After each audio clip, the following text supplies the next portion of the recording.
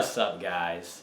So today is pretty special. It's the start of the new year and everyone's trying to diet and everyone's trying to get healthy and fit, but I want to talk about really what a diet is and the top 10 factors that make up a good diet, really a healthy diet.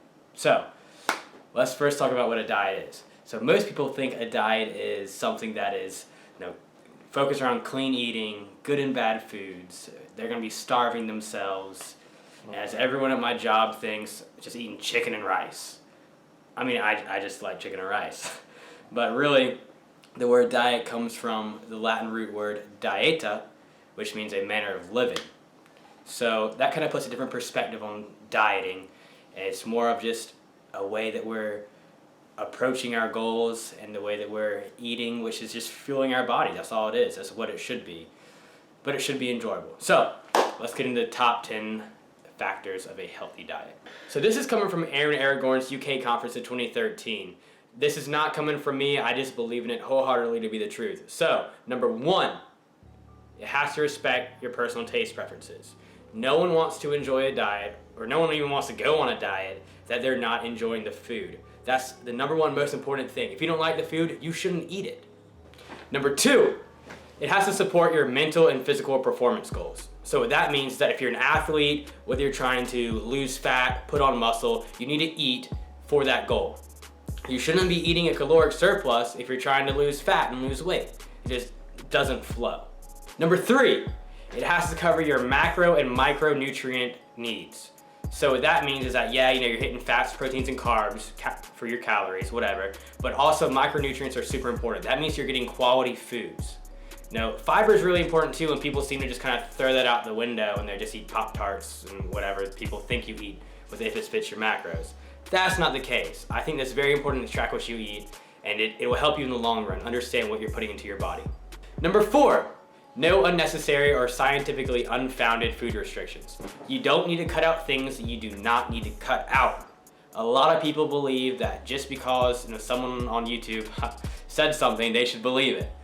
But in reality, if science isn't really backing it up, and if there's not a lot of anecdotal evidence backing that up, there's really no need to cut that out. Number 5, it respects your medical intolerances and allergies. If you have celiac disease and you have a gluten intolerance, you should not be eating gluten. If you are lactose intolerant, you should not be eating dairy products or consuming dairy products.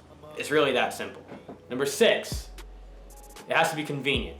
No one wants to make eating and cooking into a job. It doesn't need to be that way. This has to be doable. If you're working a 9 to 5, if you have kids, whatever you have going on in your life, you don't need extra stress. You don't need an added burden just to eat and feel better, because it's not going to succeed if you do that. So you have to make it convenient and make it easy to do. Number 7, it has to be affordable. There's really no scientific evidence or research proving that organic foods or exotic meats are better for you. It just doesn't. You have to eat to fit your budget, and really that food's going to digest the same no matter what. Number 8, it has to be socially acceptable. You don't want to be that guy in any situation. Now, if you're at your boyfriend or girlfriend's birthday party, eat the cake, have a slice of pizza. I mean, in all reality, you have to live. Balance is super key to maintaining a healthy lifestyle. Number 9, it has to be compatible with your personal ideologies.